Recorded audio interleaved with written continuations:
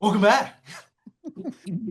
Mag locks are a no-no now. Like most fire Mm. marshals won't allow it, Yeah. right? So we Yeah. have to find a way to put some sort of access control on that door.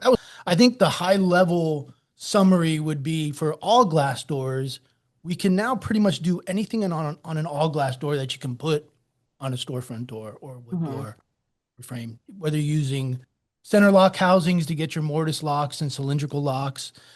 We can go bigger on center lock housings to even get Wi-Fi enabled locks.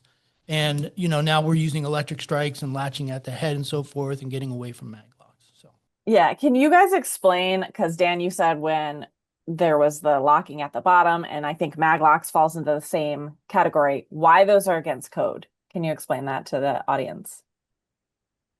mag locks, there's a lot of reasons. A lot of times, if you need a secured opening, mag locks won't work because they're always fail safe. In Mhm. other words, when the power goes off, the mag lock releases, and there's no way to make it failed secure. That So door is open at that yeah, point. and Right. that will fail a lot of fire codes where the firemen they can get into that opening. They have keys, they have axes, they have ways to get in. They want it to be locked behind them and no one be able to run back into a burning building. So maglocks will violate that.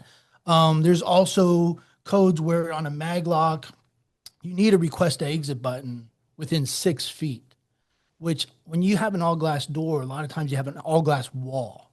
So you'll have panels of glass. So finding a spot to mount the exit button can be an issue, which also would violate code. So yeah, there's all kinds of positive reasons to go to something like an electric strike where you can set it up as you need, whether it's fail safe, fail secure, and different voltages and stuff like that. Most fire code require multiple means of egress. So with a maglock, that's tough. You may have a PIR above the door, then you have an exit button, or you may have a touch sense bar. It's just a lot of stuff that comes into play whenever you get into maglocks. And I warn the installers and everybody coming into this that's been traditionally using mag locks with strikes and stuff. You have a lot more flexibility with mags. And the traditional first series of strikes came out. You had to order them fail safe or fail secure and which voltage you wanted. Right. There are new ones out there now that are works with any voltage from 1 to 24 volts. Yeah, They can right. be field selectable, fail safe or fail secure. absolutely. And I think that really opens it up for the installer because if you don't know all that in ahead, you can really have a big expensive change out of that. I will say this, me and maglocks, there's still a role for them. Delayed egress, I don't really know a better way than a maglock. And also, if you're going to retrofit an all glass door, tempered glass can't be re-drilled, can't be notched. Once it's fabricated, it's done. So if you need to add an electric lock, add access control, maglocks are probably still the best way to do that. Good point.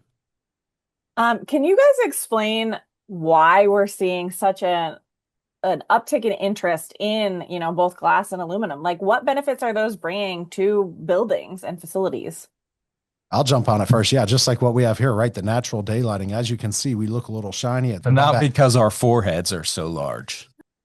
But the natural daylighting, like I said, coming in here from the Nice. outside of the building, I mean, getting that light to the inside, there have been numerous studies that have been formed showing that workers are more than 22% more productive in their day and that students are more than 19% more productive in their day in school if they just have to be able to see out into the natural element and get that natural sunlight in. So that's really the progression we're seeing that before a lot of you, if you rewind into the 80s and 90s again, there was a lot of gypsum, a lot of wood doors, a lot of walls, a lot of dark spaces. If you came into an office, you would actually have to knock on the door, and see if somebody's in there.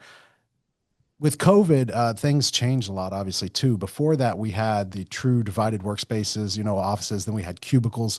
Now, bringing everybody back in since COVID, the employers want to have the people in offices, but they want natural light coming in. They want that worker productivity and they want the flow to be easy enough to where if somebody comes up, they can look in and tell if you're working or watching a movie. Yeah. I would also say aesthetics. I mean, and maybe I'm biased, but I think most people would agree with me. Nothing looks cleaner, nothing looks richer than glass and all glass. And it's just been an unbelievable industry. It's just always been a trend. I think aesthetics is the biggest reason. I Yep. think it just looks Architects great. love it. Yeah, 100%. I love it. I think nothing looks better. It's also very clean. A lot of people don't know this, but glass is like 99% antimicrobial or anti-porous, so it's very antimicrobial. That's why you see a lot of it in the hospital. It's easy to keep it clean. It's not like a plastic that absorbs stuff. So glass is also easy to keep clean. Aluminum doors also, though, do have glass in it. That's what we're talking about. So natural daylighting and things coming in. Even though it's an aluminum door, it's still an aluminum glass door. Glass, and it's not like full aluminum. It's No, so much True. easier to I put get it. hardware on an aluminum door than a glass door. Anymore. We'll table that for the aluminum That's a doors. topic for another show. Well, and also more energy efficiency, right? 100%. It's more sustainable. Yeah. What, because of the thermal break? Maybe we'll I- have to do that on another We open episode. We'll have to have a panel, glass versus aluminum. And we open it up to all the glaziers and the people that work with these on the day-to-day basis. What do you think? Reach out to me and Meryl on the Door Hardware Nerds and let us know what you think about these doors and which one you prefer to install and have in your building. Yeah, I 100%. think that's a great, we'll do a discussion in the comments of the post and the YouTube video. And yeah, the Yeah. great glass versus aluminum debate of 2025. Let's go. It's always going to go on. All right, guys, we're getting close to time here. Any final thoughts you want to share with me today? Just excited about this. Thanks for having us on, Mia. This is really cool. Yeah. We hope that someone sees this and maybe gets something out of it, right? We're talking about glass and aluminum doors and hardware, right? But we think it's super cool. We love it, and we just appreciate you letting us do this for sure. Yeah. Well, I appreciate you guys taking the time out of your schedules to do this. I'll second his thoughts. We're just happy to be out of the office. We don't, Yeah. we don't get out much, so we really appreciate it and get to talk about stuff that nobody else wants to hear. So thank you. Thank you guys so much for joining us today. Please like this video and subscribe to our channel. And thanks for watching. Thank you, everybody.